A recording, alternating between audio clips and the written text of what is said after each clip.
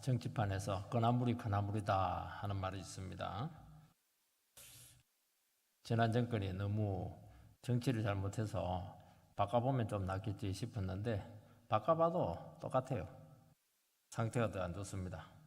누가 그 자리에 앉아도 뭐 다를 게 없다는 겁니다. 이 본문에 하나님께서 이스라엘 백성들이 왕을 자꾸 달라고 하니까 하나님 막 너무 마음이 불편했습니다.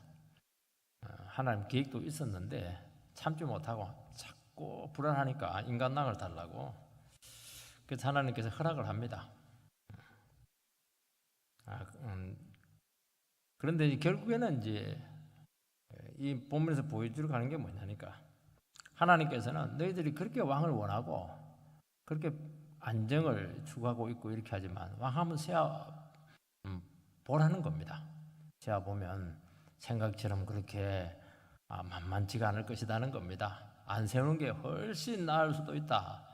그래서 네 아들들 그냥 가서 군인 세울 것이고 네 딸들은 그 전쟁 도구 만들게 될 것이고 너희들은 세금 왕창 내야 되고 무료로 그냥 노동력을 제공해야 되고 이렇게 하는 이유가 뭐냐니까 지금 상태가 훨씬 더 좋을 수가 있다는 겁니다. 그 얘기를 하는 것이죠. 그래도 우리는 이제 사람이 바뀌어 이렇게 하면 뭔가 달라질 것을 기대합니다. 그래도 나아지겠지. 뭔가 좋아지겠지. 왕이 없는 것보다는 낫겠지. 뭔지 그 자체로 어떤 기대감을 가지고 있습니다. 그런데 그 사람 세워봐야 하나님 말씀은 뭐냐? 그 사람도 인간 왕이라는 겁니다. 그도 인간이라는 겁니다. 이스라엘 그 왕정이 보여주는 것이 뭐냐니까 하나님은 왕이신데 하나님께서는 인간왕을 세우셨습니다. 그 인간왕의 그 모습들이 그 별반 차이가 없습니다. 그래서 그 이스라엘의 역사가 보여주는 게 뭐냐니까 인간왕이 어떤 존재인가 그 한계를 이렇게 보여주게 되면서 결국에는 하나님의 종이 와야 되고 메시아가 와야 된다 하는 것을 보여주는 게 구약 이스라엘 역사의 그 결론인 것입니다. 그것 한번 시험을 해보고 겪어봐야 된다는 것을 이야기하는 겁니다. 오늘 본문은 이스라엘 백성들이 그렇게 원하던 왕을 하나님께서 세워주는 내용입니다. 그래서 이 초대 왕을 세우는 이 과정들에 하나님의 참 놀라운 섭리가 있습니다. 그리고 하나님의 그 마음이 다 포함되어 있습니다. 하나님께서는 초대 왕을 세우는 과정에 그냥 여러 사람 중에 이 사람이다 찍어서 얘기하지 않고 어떤 어려움을 통해서 사무엘 선지자와 사울이 만나도록 그렇게 섭리를 하셨습니다. 그런 과정들을 보여주고 있습니다. 이것을 통해서 이스라엘 왕은 어떤 존재인가? 하나님께 이 섭리를 통해서 우리가 무슨 메시지를 주고 있는가 하는 것을 이야기해주고 있습니다. 하나님께서 정말 초대 왕으로 준비한 사람이 어떤 왕인가? 생각지도 못한 그런 사람이었다 하는 것을 알게 되는데 이 사람이 그걸 통해서 하나님의 그 섭리를 우리가 한번 이 시간 고민을 해봐야 될 것으로 생각이 됩니다. 이 최초의 왕이 어떤 왕이냐 하는 질문을 우리는 던지게 됩니다. 하나님께서는 이 왕을 세우는 것을 기뻐서 주시지 않았습니다. 그렇다면 하나님 입장에서 어떤 사람을 왕으로 세우겠습니까? 마음에 안 들어요. 이들이 하는 게 영 마음에 안 들고 하나님 왕으로 하는 거 인정 못 하겠다. 인간왕을 세워달라. 그렇게 하면 좋다. 너희들이 그렇게 원하면 내가 세워줄게. 좋은 사람 세우겠습니까? 나쁜 사람 세우겠습니까? 조금 한번 된통 한번 너희들 매운맛을 봐라. 막 그렇게 하면서 정말 그 힘든 사람을 세울 수 있는데 하나님은 그렇게 속이 좁은 분이 아니셨습니다. 누가 봐도 괜찮은 사람. 이스라엘 중에서는 최고 중에 최고, 엘리트 중에 엘리트. 누가 봐도 수긍할 수 있는 그 인물을 하나님께서 어디서 찾았는지 몰라요. 하나님은 찾아가지고 이스라엘 백성들에게 탁 추천을 하는 겁니다. 참 하나님 보면 이게 참 마음이 넓으세요. 우리는 뭐 신임만 할 겁니다. 한 10사람 후보를 선택해 놓고는 한 7번째나 8번째 사람 딱 할 텐데 한 사람 딱 찾았는데 확실한 사람입니다. 이 사람이. 1절 2절 말씀을 보면 베냐민 지파에 기스라 이름하는 유력한 사람이 있으니 그는 아비엘의 아들이요 스롤의 손자요 베고라스의 정손이요 아비야의 현손이라 베냐민 사람이더라.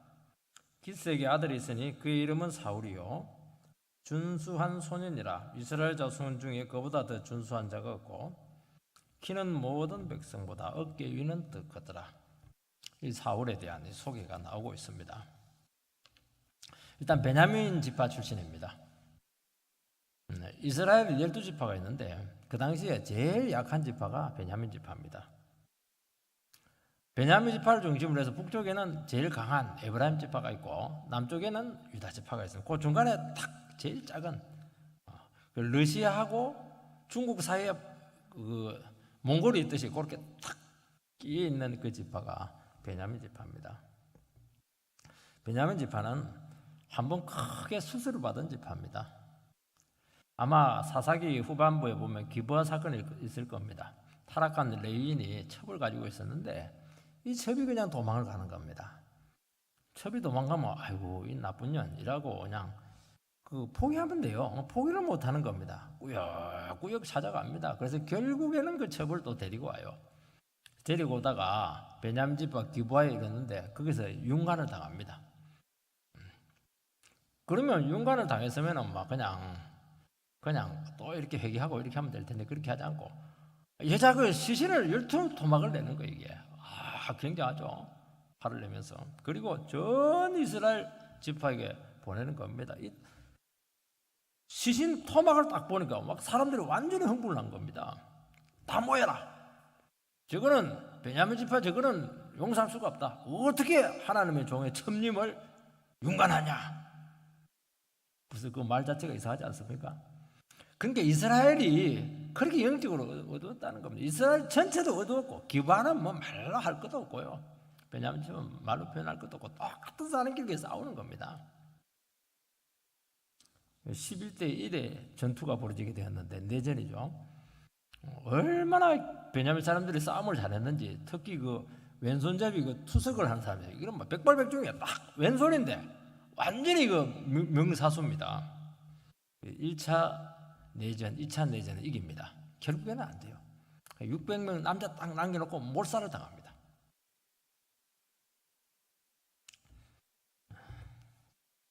그러니까 베냐민 지파는 상처가 굉장히 깊고 이스라엘 지파 안에서는 인정을 받을 수가 없는 그런 지파인데 하나님께서는 그 베냐민 지파 중에 한 청년을 왕으로 삼는 겁니다. 하나님은 한 번 잘못 저지르 가지고 크게 심판받았다고 하더라도 또 기회 줍니다. 회개하고 돌이키면은 얼마든지 주님께서는 은혜를 허락하신다는 겁니다. 그렇지만은 베냐민은 참 약했습니다. 힘도 없고 동정심이 가는 그런 지파고 아무래도 작으면 동정심이 가요. 작으면 갑니다. 그렇게 도와주지 않으면 생존이 안 되는 그런 지파에서 왕이 나오게 합니다. 왕이 나오려고 하면 든든한 백그라운드가 있어야 되는데 지지 기반이 튼튼히 해야 되고 다수 팔아야 되는데 제일 약한 지파 중에서 한 사람을 뽑는 겁니다. 하나님의 지혜입니다. 한때 망했고 가장 그 힘없는 처지에 있을지라도 하나님께서는 얼마든지 기회를 줍니다. 저 사람이 저렇게 망해가지고 어떻게 사람 구실이나 하겠는가 그렇게 생각할지 모르는데요. 또 철저하게 회개해서 돌이키면은 또 과거 묻지 않고 하나님께서는 그 믿음을 보시고 또 기회를 주시고 회복시키시고 얼마든지 존귀한 자리에 올라갈 수가 있는 겁니다. 그러니까 하나님 나라는 참 놀라워요. 하나님 나라는 믿음 안에서 완전히 열린 나라입니다. 우리는 닫힌 사회, 열린 사회 자꾸 이야기하지 않습니까? 그러니까 기득권이 많으면 자꾸 닫힌 사회가 되고 이렇게 하는데요. 하나님 나라는 그렇지가 않아요. 하나님 나라는 막 그냥 믿음 있는 사람이 그냥 다 가지는 겁니다. 얼마든지 바뀔 수가 있고 먼저 된 자가 나중되고 나중된 자가 먼저 될 수 있고요. 그냥 아침 오전 9시에 온 사람이 뒤로 팍 밀립니다. 그냥 저녁 오후 그냥 6시 5분 전에 온 사람 완전히 바뀌는 거 이게 이 은혜의 나라입니다. 그러니까 어떻게 변혁이 될지 모릅니다. 하나님 나라에서는 이렇게 변동이 많은 데가 없습니다. 그래서 지금 실패했다고 해서 실패한 게 아닙니다. 철저히 회개하고 철저히 은혜에 붙들리면 한순간에 바뀌어버려요. 지금 내가 좀 좋은 위치에 있고 지금 내가 앞서 있고 그거 잘할 거 없습니다. 선줄로 생각하고 벌써 넘어진 겁니다. 언제 뒤집어질지 몰라요. 그러니까 늘 긴장하도록 늘 깨어있도록 그렇게 하나님 나라는 그렇게 만들어져 있습니다. 세상에 이런 나라가 어디 있습니까? 이렇게 공평하고 이렇게 분명하고 누구에게나 열려있는 이런 나라가 어디 있습니까? 전부 다 계층을 지어가지고 절대로 선을 넘어오지 못하도록 하는 게 인간들의 이기심인데 하나님 그 절대로 용납하지 않아요. 누구든지 인간의 외모와 상관없이 믿음으로 주님께 나오기만 하면 얼마든지 역전될 수 있다. 이런 위대한 나라 속에 우리는 살고 있다는 것을 기억하시고 용기를 잃지 마시기 바랍니다. 사울 집안은 유력했습니다. 재물도 많고 정말 힘있는 집안이었습니다. 족보가 이제 5대까지 기록된 것을 보면 뼈대 있는 가문입니다. 이름은 사울 이렇게 하는데 나중에 이제 신약을 보면 이제 사도 바울 여기 베냐민 출신이고 이 사울 왕의 이름을 그대로 딴 사람이에요. 그러니까 베냐민 지파에서는 사울 이름이 굉장히 존귀한 이름입니다. 구한다 이런 뜻을 가지고 있습니다. 이 사람은 이제 준수한 소년이다 이렇게 하는데 청소년은 아니고 청년 정도 된 아주 잘생긴 외모를 가지고 있습니다. 요즘으로 말하면 이제 아이돌급, 조금 우리 세대로 보면 이제 장동건, 배용준 이런 급 정도. 그러니까 딱 보면 잘생겼어요. 사람의 마음을 확 빠지게 하는 겁니다. 근데 더 놀라운 사실은 키가 그냥 다른 사람 어깨 위가 있는 거예요. 머리 하나가 더 있어요. 어디 가도 막 훤출하게 그냥 잘생기지, 키 크지, 롱다리지 이렇게 하니까 이건 사람들이 끄벅 죽는 겁니다. 야, 딱 보는 순간 이 사람은 왕감이다. 뭔가 큰 일을 할 사람이다. 딱 그렇게 표시가 나게 되어 있습니다. 이런 미국 대통령들의 특징이 있습니다. 일단 잘생겨야 돼요. 그리고 키가 큽니다. 그래서 하는 말이 있습니다. 어차피 미국 대통령 키 큰 사람이 된다. 그게 그게 불문율입니다. 그거. 그러니까 이거 힐러리가 막 여자잖아요.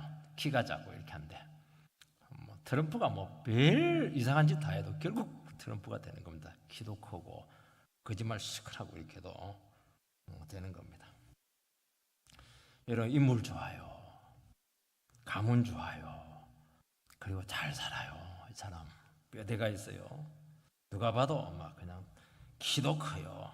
누가 봐도 왕감이지 않습니까? 되게 이제 인물이 잘나면 얼굴이 반반하면은 꼭 얼굴값을 하네요.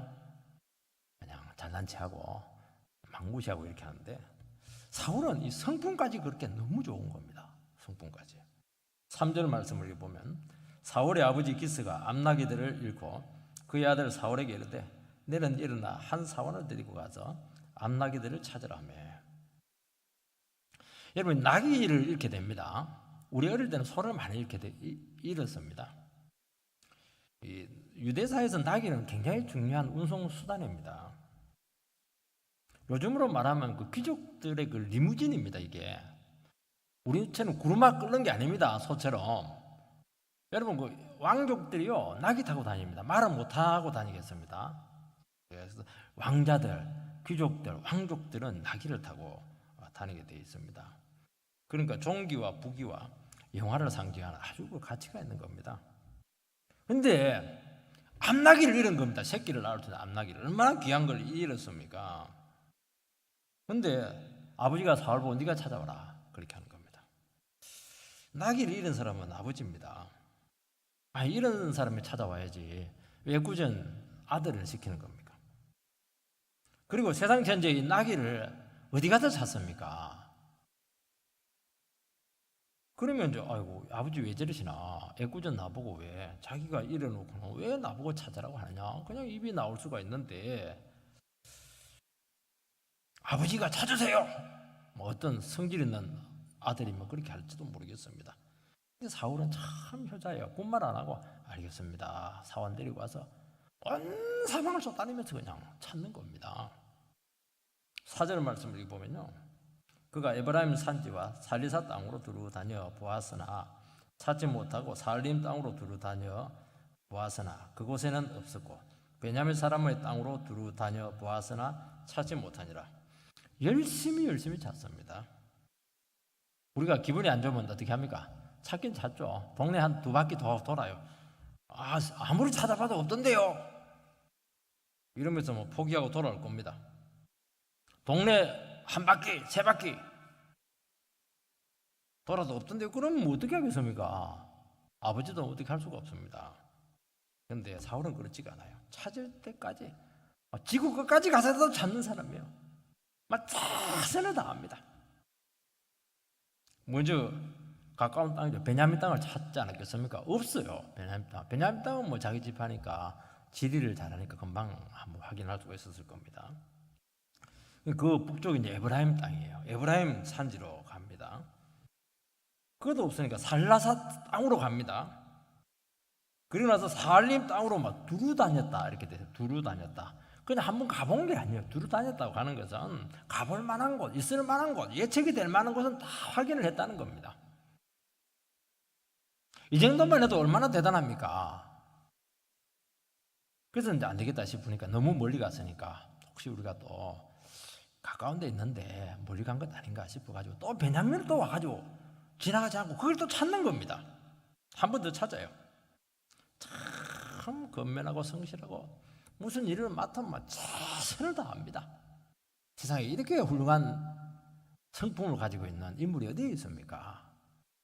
인물 좋죠, 가문 좋죠, 덩치 있죠, 키 크죠, 성실하죠, 성품 좋죠, 효자죠. 5절 말씀을 읽어보면은 그들이 숲땅에 이른 때에 사울이 함께 가던 사울에게 이르되 돌아가자. 내 아버지께서 암나기 생각은 고사하고 우리를 위하여 걱정하실까 두려워하노라 하니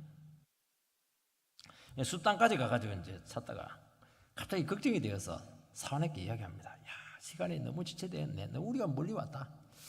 아버지가 나기보다는 우리 걱정한다고 더 근심이 많을 것 같다.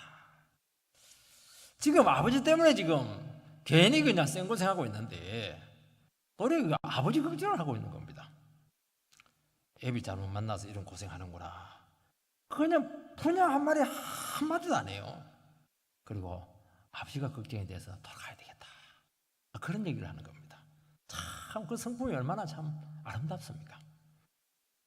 6절 말씀을 읽어보면은 그가 대답하되 보소서 이 성읍에 하나님의 사람이 있는데 존경을 받는 사람이라 그가 말한 것은 반드시 다 응하나니 그리로 가사이다. 그가 혹 우리가 갈 길을 가르쳐 줄까 하는지라.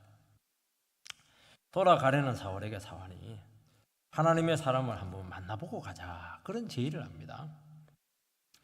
그는 이제 어떤 사람이냐 하니까 하나님의 사람인데 참 존경을 받는 사람이라고. 여러분 하나님의 사람은 존경을 받습니다. 왜냐하면 하나님을 높이면 하나님께 그 사람을 존경하게 만드십니다. 그게 하나님 나라 원리입니다. 그리고 그가 하나님께서 우리를 존경하게 높이는 방법은 한 가지입니다. 그가 말한 것을 그대로 되게 하는 겁니다. 그가 기도하면 되게 하는 겁니다. 그러면 그 사람은 존경하게 되는 겁니다. 하나님 말씀에 순종하면 말씀대로 되게 하는 겁니다. 그게 존경해지게 되는 비결입니다. 그러니까 신뢰를 얻는 거예요. 이 사람 이름을 잘 모르는데 그렇게 훌륭한 분이 여기 계시다는데 이런 우리 어려움인데 여기까지 왔는데 한번 그 사람 만나고 가야 되지 않겠습니까? 종이 그런 제의를 합니다. 무슨 뾰족한 수가 뭐 생기지 않겠습니까? 그 얘기를 지금 하고 있는 겁니다. 근데 이게 누가 제의를 했냐면 이거는 종이 한 겁니다. 사환이 한 말이죠. 여러분 얼마든지 무시할 수 있습니다. 온 사방을 다녔고 없어요. 그리고 지쳤습니다. 종주제 끽소리 하지 마라. 그래 핀잔 줄 수 있습니다. 그런데 그 사환의 말을 굉장히 존중하게 여기고 있는 겁니다. 이 사울이라고 하는 사람은 어떤 사람이냐니까 이 쓸만한 말을 한다든지 좋은 제의가 있으면 얼마든지 받아들이는 여유가 있는 사람이에요. 이 사람이 보면 또 이게 상태가 좋을 때가 아닙니다. 지금 많이 지쳐가지고 아버지 걱정도 되고 지금 이게 뭐 찾았는데 못 찾았으니까 얼마나 실망이 되고 낙심이 되었겠습니까? 근데 뭐 한 번 더 해보자 이렇게 하는데 잘못하면 그 비난이 나올 수가 있는데 그렇게 하잖아요. 여러분, 하나님의 사람에게 찾아가려면 예물이 있어야 한다는 겁니다.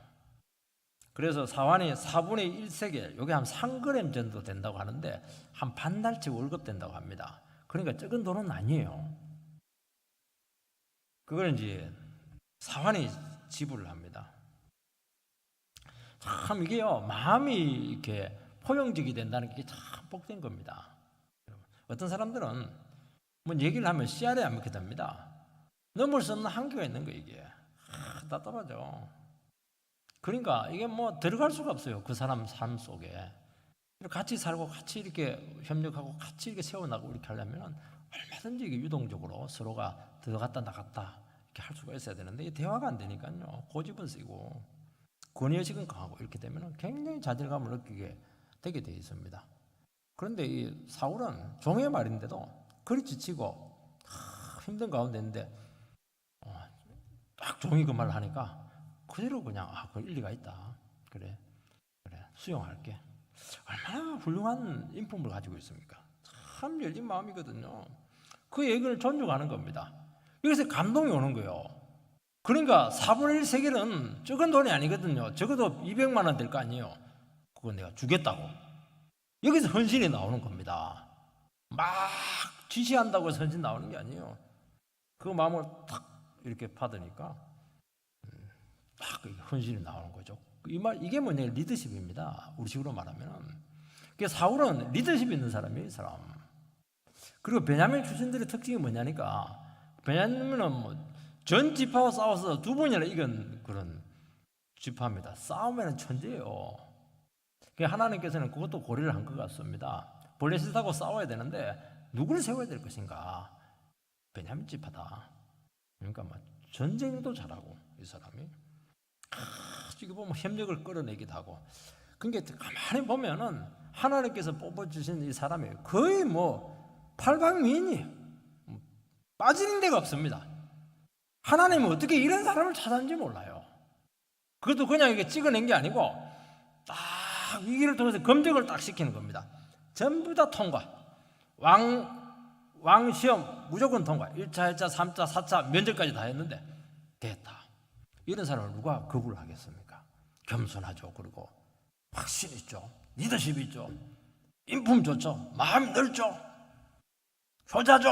잘생겼죠. 키 크죠. 잘 살죠.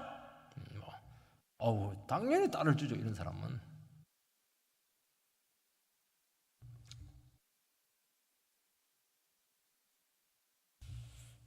어디서 찾겠습니까? 참 댐댐이가 됐어요. 하나님께서는 이스라엘 초대왕으로 최고의 사람을 이스라엘 백성들에게 추천했습니다. 이거 보면 참 하나님께서는 자기 백성들을 참 사랑하세요. 대충 뽑아도 되거든요.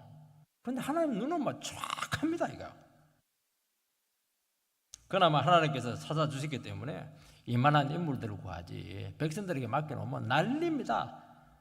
그냥 자기 편 집어넣으려고 정치 싸움 한다고 난리예요. 하나님께서 그것도 알기 때문에 하나님 딱 뽑아가지고 누가 봐도 이 일을 제기할 수 없는 확실한 사람을 딱 세워놨습니다. 그런데 결론적으로 말하면 이 왕은 실패한 왕이었습니다. 막상 왕자리에 탁 올려놓으니까 준비가 안 됐어요. 덜 됐습니다. 차질은 참 좋은데 너무 빨리 세운 겁니다. 이 사람. 어떤 부분에서 준비가 됐지 않았습니까? 다 됐어요. 성품도 좋고 뭐 다 가졌습니다. 하나가 안 됐어요. 하나님 중심적이지가 않아. 이 사람이. 신앙적이지가 못해요. 너무 인간적이라. 인간 중심적이라. 사람이 너무 좋아. 인품 좋죠. 효성적이죠. 리더십 있죠. 포용적이죠. 대화가 되죠. 하나가 없어요. 말씀이 없어요. 이 사람이. 여러분, 하나님 나라는 말씀 중심, 하나님 중심 되어야 하나님 나라를 끝까지 섬길 수가 있습니다. 바로 이것 때문에 하나님께서는 기다린 겁니다. 다윗까지 기다린 게 이게. 다윗은요, 우리는 다윗은 참 훌륭한 왕이다, 하나님 마음에 합하다, 성군이다, 그렇게 하는데요. 인간적으로 보면요, 사울이 훨씬 통큰 사람이에요. 인간미가 있는 사람이에요. 사울은 말이 통하는 사람이에요. 마음이 통하는 사람입니다. 다윗하고 사울하고 누가 왕 삼으면 좋겠나? 당연히 투표하면은 사울이죠. 다윗은 얼마나 인간미가 없던지 자기 아들이 반란을 일으킵니다. 얼마나 말씀으로 그냥 딱 쪼개버렸던지 자기 아들이 그냥 아버지를 들이받아본 거예요. 이거 압살롬이. 인간미라고는 없어요. 다윗은. 왜냐하면 말씀으로 다 하거든요. 그런데 결론적으로는 하나님께서는 다윗을 세웠습니다. 다윗이 내 마음에 합하다. 끝까지 하나님 축복을 다윗은 받았습니다. 여러분, 하나님 중심, 말씀 중심이 되어야 되는 이유는 인간 속에 있는 그 부패성 때문입니다. 인간의 재성을 이길 수 있는 방법은 하나밖에 없어요. 사람 좋아서 되지 않아요. 그냥 뭐 밥 잘 사준다고 해도 되지 않아요. 이거는 말씀과 신앙적인 바탕 외에는 그 사람을 보정해 줄 수 있는 게 아무것도 없습니다. 여러분, 개인적으로는 괜찮아요, 이 사람. 개인적으로는. 근데 그 책임 있는 자리에 딱 올라가니까 그대로 인간적인 한계가 다 나타나는 겁니다. 결국 인간적이 되게 되면 처음에는 참 좋아요. 참 대화도 되고 참 좋은데 결국에는 변질됩니다. 그래서 같이 망합니다. 그러니까 이 사람은 왕이 안 되는 게 좋았던 겁니다. 서로 불행한 겁니다. 사울에게도 불행했고 집안 몰살하지 않았습니까? 왜 그렇게 멸문 가정이 되었습니까? 이스라엘 백성들에게도 불행한 겁니다. 여러분, 하나님 나라에서는 사람 좋다 이런 말들을 생각하면 큰일 납니다. 그 위험한 거예요. 저놈의 인간은 뭐 인정머리도 없고 말이지, 씨알도 안 먹여들고 말이죠. 그냥 탁 잘라버리고 말이지. 아니면 막 딱 그냥 에너지도 없고 말이죠. 저기 막 대화도 안 되네. 어우, 답답하다. 정내미가 떨어지네. 그러면 굉장히 유리할 가능성이 굉장히 많아요. 적어도 이 사람 부패는 안 해요. 하나님 앞에서. 안전합니다. 말씀대로 합니다. 여러분, 교회도요, 말씀 중심이 돼야 됩니다. 말씀 중심이 된다 그러는 것은 인간적으로 교회를 세우면 안 된다는 거예요.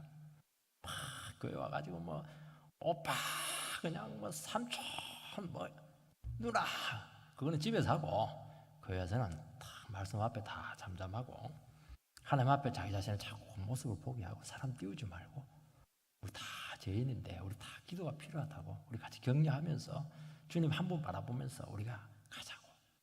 이렇게 돼야 되는 겁니다. 교회는 이렇게 돼야 되는 거예요. 그 오빠 그렇게 한데 나중에 그 사람 때문에 망합니다. 그 오빠는 어디 있어요? 그렇게 하면 안 되는 겁니다. 정직하지 못한 겁니다. 두 사람의 차이는 결국에는 이 신앙에서 판가름이 났습니다. 다윗은 말씀 때문에 많은 연단을 받고 연단을 통해서 이 사람은 말씀의 능력을 알게 되었습니다. 사울은 너무 다 좋았는데 모든 게 다 갖춰졌는데 하나가 없어요. 고난을 통한 연단 과정이 보이지가 않습니다. 결국 인간적인 한계가 드러나게 되면서 본인도 버림을 받게 되었습니다. 왜냐하면 이 책임 있는 자리라고 하는 것은 내 혼자 나를 지킨다고 되지가 않아요. 극단적인 상황이 오게 되고 정말 유혹이 판치는 그 세상 가운데서 중심을 잡고 가야 되는데 결국 사람 좋고 인간적으로 좋고 따뜻하다고 해서 그걸 해낼 수 있겠는가? 안 됩니다. 반드시 타협해요. 반드시 넘어집니다. 반드시 자기 힘으로 하다가 좌절합니다. 이때는 하나밖에 없습니다. 하나님 말씀 외에는 모든 것을 목숨 걸고 다 버리겠다. 그 신앙 아니고는 절대로 극복 못합니다. 그것 때문에 하나님께서는 준비된 사람을 구하고 있는 겁니다. 이 세상에요, 살고 있던 사람이 있어요.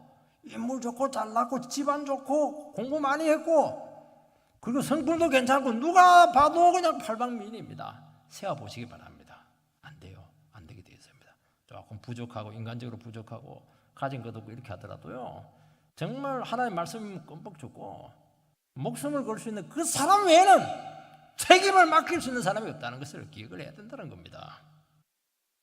저는 우리 한국교회가 정말 이 부분에 대해서 잘 모르고 있어요. 막 유학 갔다 오고 학벌 좋고 경력 좋고 말이야. 그냥 커리어 이거 경력 관리 잘하고 물론 뭐 없는 것보다 낫겠지만 그거는 보장해 줄 수 있는 게 아무것도 없어요. 바꿔야 됩니다. 이 사람 고난을 어떻게 통과했는가 그런 거 철저히 점검해야 되는 겁니다.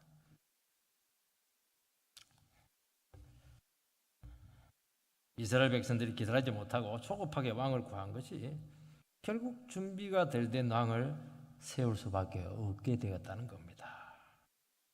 하나님께서는 그런 가운데서도 그들 입장을 잘 아시고 사울은 그래도 조금 이렇게 이런 부분을 확인이 안 되더라도 그래도 워낙 자질이 좋으니까 왕 세워놓고 좀 이렇게 잘 이렇게 설득하고 말씀을 이렇게 하면은 좀 가능성이 있겠다 싶어서 세운 겁니다.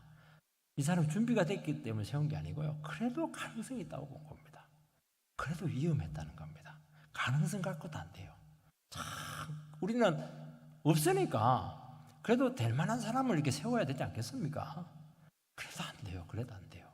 그러니까 우리가 얼마나 기도 많이 해야 되고 얼마나 우리가 정말 인내하면서 기다리면서 하나님께서 세워달라고 그렇게 눈물로 우리가 기도해야 되는 가는 것을 기억해야 되는 겁니다. 그 급한 마음 볼 거 하나도 없다는 거죠. 왜냐하면 서로 불행한 겁니다. 이것은. 두 번째는 어려움을 통한 섭리적인 손길이 있었던 것입니다. 기스 집안에 갑자기 어려움이 생겼습니다. 잘 있던 나귀가 갑자기 가출을 했어요. 그래서 아버지 기스가 사울에게 찾아오라 그렇게 합니다. 그러니까 암나귀를 잃은 것은 일종의 위기입니다. 이 위기를 이제 하나님께서 일으켰다는 것을 아무도 모릅니다. 사울은 상당히 먼 곳까지 샅샅이 찾았고 시간도 꽤 오래 걸렸습니다. 여러분 집에서 키우던 가축들은요 나가더라도 멀리 못 갑니다. 나귀라고 할지라도 멀리 못 갑니다. 저도 옛날에 소도 많이 뜯겨보고 소 많이 잃어봤어요. 밤에 뭐 온 동네 아저씨들이 다 모여가지고 소 찾으러 가는데 가면 뭐 동구 밖에 있고 뭐 조금 어디 골짜기 같은데 좀 가까운 데 있습니다. 멀리 못 가요. 이거는 맹수가 아니기 때문에 가축의 한계입니다. 그것은. 그런데 그리 멀리까지 갔는데 그리 샅샅이 찾았는데도 없습니다. 왜 그렇습니까? 하나님께서 숨겨놔서 그런 겁니다. 그게. 못 찾아요. 나중에 나귀를 누가 찾았습니까? 하나님 또 찾아줘요. 하나님 목적이 다 이루어지니까 나귀가 저절로 집으로 돌아왔습니다. 얼마나 먼 곳까지 찾아갔든지 사울이 막 아버지를 극대하고 수색을 중단하려고까지 합니다. 그때 이제 사울에게 아주 좋은 아이디어가 떠올랐습니다. 종의 입장에서 이런 제의를 할 이유가 전혀 없죠. 종도 그냥 아이고 우리 사울 따라오는 바람에 자기도 뭐 하지 말았는데 생고생을 이렇게 한 겁니다. 얼마나 돌아가고 싶겠습니까? 그런데 마침 그곳에 사무엘이 오는 날이었고 그 장소였습니다. 근데 이 사람이 참 선한 마음이 이 사람 속에 생겼어요. 하나님께서는 나귀 사건을 통해서 그 장소 그 시간에 오게 했고 이 사원이 아주 기가 막힌 제의를 통해서 사무엘에게 나가게 했습니다. 하나님께서 이것이 목적이었습니다. 섭리적으로 사울과 사무엘을 만나도록. 왜냐하면 왕은 선지자가 기름을 부어야 되기 때문에 그렇게 하는 겁니다. 이곳까지 와서 우리 그렇게 고생했는데 마침 참 하나님의 존귀한 사람이 있는데 한번 그분에게 물어보고나 가십시다. 그동안 고생한 것만 해도 좀 아깝지 않나요? 그냥 철수하기는 조금 뭔가 좀 캥깁니다. 그래서 그분에게 물어보고 우리가 앞으로 가야 될 길을 좀 아는 것이 얼마나 좋습니까? 너무나 상식적이고도 함식인 제안이지 않습니까? 대개 이런 생각이 들어도 얘기 안 하거든요. 근데 사화는 그 얘기를 합니다. 하나님께서 그 제의를 하게 한 것입니다. 여러분 우리가 하나님을 믿지 않는다면 우리에게 일어나는 모든 일들은 우연일 수 있습니다. 운이죠. 오늘 운수가 대통이다. 운수 참 나쁘다. 그렇게 하지 않습니까? 화도 쳐가지고 막 8등이네 이러면서 오늘 운수 너무 좋다. 그냥 이렇게 하고 이렇게 하는데요. 하나님이 고백이 된다면은 이 만난과 위기와 사건은 하나님의 섭리의 손길 안에 있다는 것을 성경은 말씀하고 있습니다. 우리가 믿음 생활을 하면 할수록 믿음이 약할 때는 이것을 잘 인정 못해요. 근데 참 우리가 오래 살고 신앙생활을 오래 하다 이렇게 보면은요 정말 사소한 것 하나까지도 전부 다 하나님의 손길이라는 것을 인정하지 않을 수가 없습니다.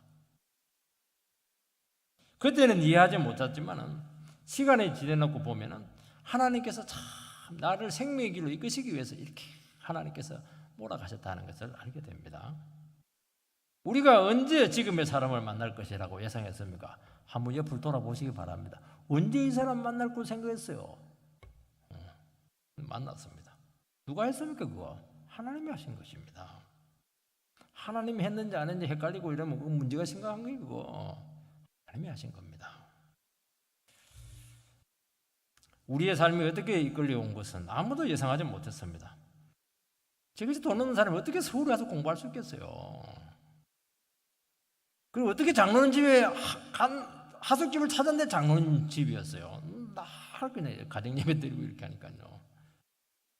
룸메이트가 안 믿었는데 그냥 갑자기 룸메이트가 이상하게 헷가닥 하더니만 그냥 예수를 믿어버렸어요. 그래서 나를 막 교회 가서 핍박을 하는 겁니다. 그 옆에 있는 그 과 친구가 또 그냥 너무 예수를 잘 믿어요.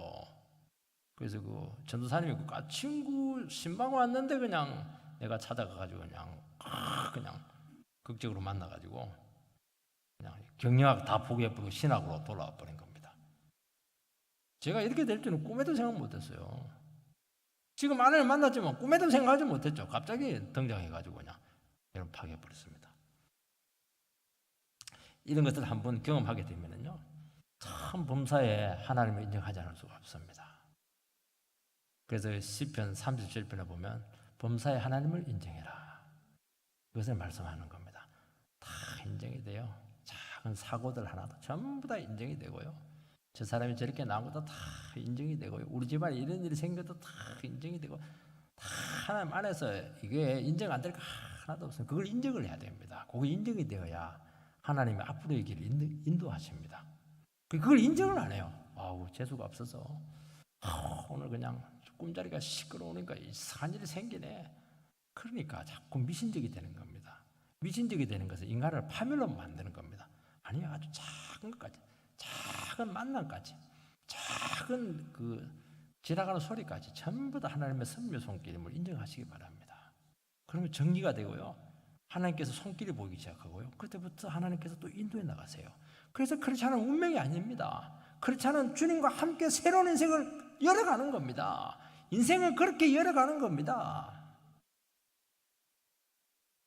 사울은 사무엘을 알지도 못했어요. 이름도 모릅니다. 지금 만날 마음도 없었죠.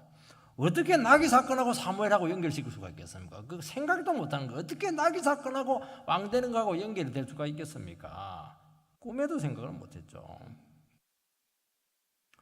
안 믿는 사람도요, 인연이다 이렇게 하면서 연이 닿았다 그런 걸 자꾸 인정을 합니다. 옷깃만 스쳐도 잠시 만남도 이것은 우연한 것이 아니었다. 그래서 노사연 씨는 또 만남 이런 노래도 부르기도 하고 이렇게 했는데요. 여러분, 우리 인생에서 우연히 일어나는 것은 없습니다. 이 사실이 얼마나 우리가 중요한지 모릅니다. 우리의 삶을 그렇게 진지하게 하고 참 신중하게 대하도록 하는 겁니다. 되는 대로 살아가지 못하게 하는 게 뭡니까? 우리의 전 삶은 하나님의 손길 안에 있습니다. 나의 숨소리까지, 머리털 하나까지도 주님께서는 다 세고 계시고 우리를 붙드시고 인도하시고 있다는 것처럼 우리 인생을 진지하게 만드는 것이 없고 가치 있게 만드는 것이 없습니다. 시간을 낭비하게 하지 않습니다. 왜냐하면 나는 이 작은 이 순종을 통해서, 이 작은 일을 통해서 주님께서 나를 또 어떻게 인도하실지 모르고 무슨 말씀을 할지 모르기 때문인 것입니다. 자크엘리라고 하는 사람이 자유의 투쟁이라고 하는 아주 큰 책을 썼는데 좀 어려워요. 이 사람 자체가 좀 사고가 좀 굉장히 좀 어려워요. 이 사람이 이제 무슨 얘기를 했냐니까 우리 만남이 위선이 되지 않도록 해라 그렇게 얘기합니다. 작은 만남들, 만남에서 하나님의 임재를 체험해라고 그렇게 말씀을 합니다.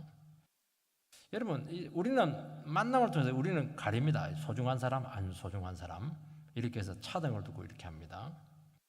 그리고 만나지만은 그 사람에게 집중을 하지 않아요. 그냥 앞으로의 계획이고 또 다른 사람 만나야 되니까. 그런데 그렇게 하지 말라는 거죠. 지금 당신에게 소중한 시간은, 소중한 사람은 지금 당신 앞에 대화하고 있는 그 사람이라고.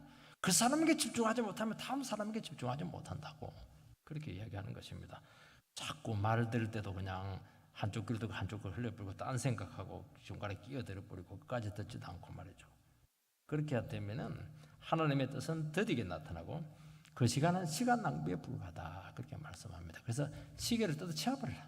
시계 보지 말고 예배 드릴 때 자꾸 시계 보고 그렇게 하면 안 돼요. 왜냐하니까 딴 계획이 많아서 그렇게 하거든요. 그 시간에 그냥 즐기세요. 그냥 즐기세요. 하나님께서 무슨 일을 일으킬지 모르기 때문에 그렇게 하는 겁니다. 만남들 즐기세요. 어디 가면 다른 계획을 가지고 오면 거기서 안절부절 하시는 분들이 계세요. 그 집에 가면 그 집을 즐기시기 바랍니다. 무한히 즐기시기 바랍니다. 믿음이 있어야 되는 겁니다. 거기서 주님께서 무슨 역사를 이렇게 할지 모르는 거예요. 무슨 대화를 일으킬지 모르고 그 과정을 살릴지 기도 제목이 응답이 될지 모른다는 겁니다. 그러니까 모든 만남과 스치면은 믿음이 필요하다는 것을 말씀하고 있는 것입니다.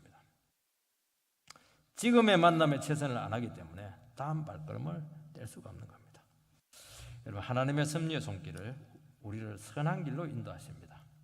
그래서 시편 23편 여호와는 나의 목자시니 내가 부족함이 없으리로다. 그게 다윗이요 죽기 전에 신앙 고백입니다.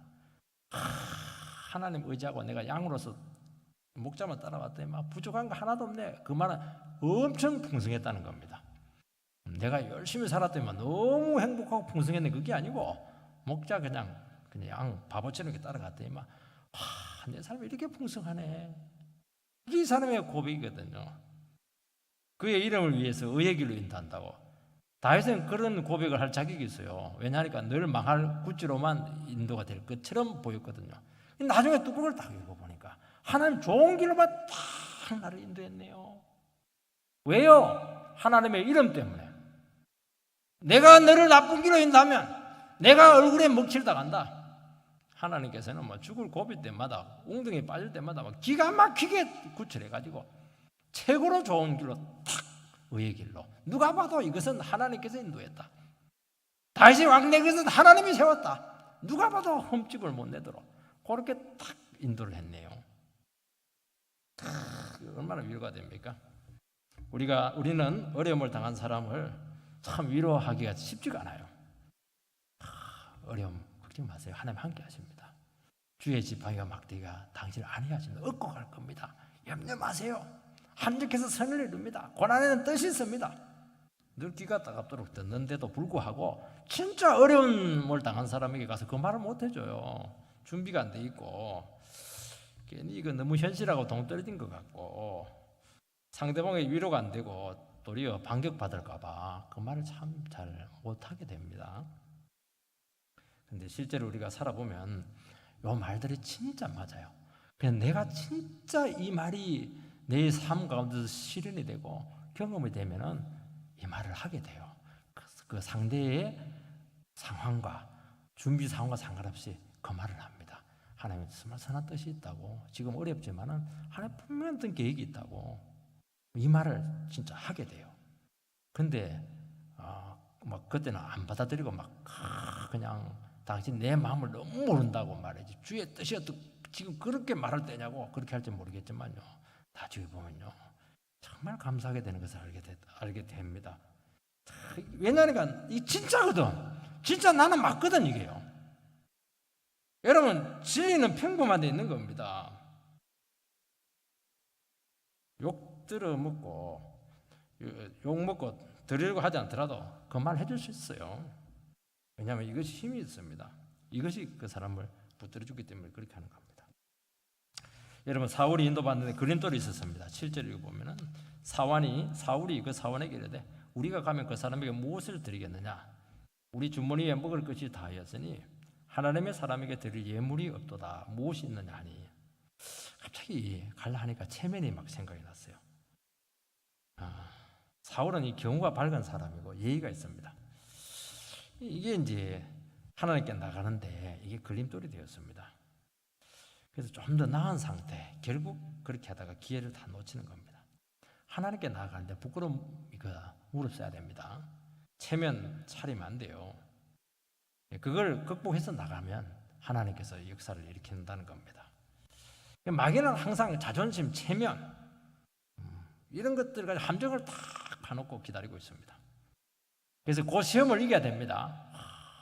내가 동방예의지국인데 뼈대 있는 가문인데 어떻게 공짜로 할 수 있겠는가 하는 것이죠. 그걸 이길 수 있는 방법은 딱 하나입니다. 겸손하면 돼요. 겸손하면 돼요. 그래서 하나님께서는 역사를 일으키는 그 영혼들을 보면 한결같이 겸손한 사람이에요. 종을 통해서 딱 말씀했는데 겸손하니까 종의 말을 딱 듣는 겁니다. 왕이 되는데 생각지도 못한 종이 큰 도움이 되었죠. 종주제.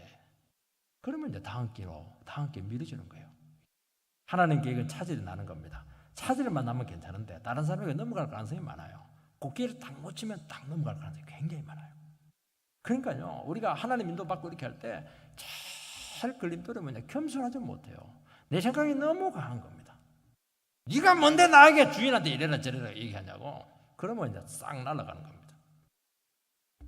여러분, 남자와 여자가 좀 차이가 커요. 남자들은 너무 큰 걸 생각해요. 목적지향적입니다. 큰 거, 작은 거. 작은 걸 생각지도 않아요. 여자들은 좀 달라요. 여자들은 작은 것이 굉장히 소중해요. 큰 것도 있지만은. 그래서 제가 보는 게 여성들이 하나님 손길에 훨씬 더 예민한 것 같습니다. 그런데 우리가 냉정하게 이렇게 놓고 보면은 우리의 삶에 있어서 뭐 큰 덩치 이런 것들은 그냥 많이 일어나지가 않아요. 인생에 몇 번 일어나잖아요. 실제로는 사소한 말, 사소한 행동들, 습관들, 작은 마음의 변화들, 작은 배려들, 이런 것들 안에 하나님 손길이 다 들어있어요. 이 작은 것인데 작은 것이 않아요. 이 작은 배려 하나가 상황을 뒤집어 놓습니다. 하나님은요, 큰 걸 갖고 얘기해요. 큰 거는 누구든지 중요한 줄 다 알아요. 근데 그렇지 않아요. 피곤하고 힘든데도 그 막 쌍스러운 욕 안 하고 가슴이 그 마음을 배려하는 그 작은 따뜻한 말 한마디 해줬는데 그것이 역사는 다 이루어지는 겁니다. 상황은 다 만날 자를 만나게 하고 길이 열리게 하고 이렇게 하는 거예요. 이게 믿음이거든요. 이게요. 그래서 우리 삶에 있어서 큰 거 작은 거 없습니다. 큰 것만 가지려 하는 사람은 아무도 못 가져요. 이걸 한다면요, 우리 삶에서 사소한 건 없다는 걸 기억해야 됩니다. 얼마나 진지하고 깨어있어야 되는가 하는 것을 알아야 된다는 겁니다. 그것을 꼭 기억을 하시기 바랍니다. 10절에 보면 어떻게 합니까? 사울이 그 사원에게 이르되 내 말이 옳다 가자 하고 그들이 하나님의 사람이 있는 성으로 가니라. 가자! 얼마나 위대합니까? 가자는 거예요. 하나님께로 가자! 네 말이 옳다! 이게 믿음의 첫 발걸음인 줄 믿습니다. 우리가 하나님 뜻을 모를 때는요, 막 혼동이 되고 막 해도 잘 안 돼요. 근데 막 하나님 뜻이라는 게 확실히 딱 되면은 풀리기 시작합니다. 실타래 풀리듯이 하나씩 싹 풀리는데 가니까 여자들이 있고 물어보니까 사무엘이 와 있고 잠시 전에 가 있고 지금 딱 사무엘 만나기 얼마나 힘들어요. 그분은 전국구를 지금 돌아다니고 있는데 그 한직에 딱 와 있는 그 시간에 또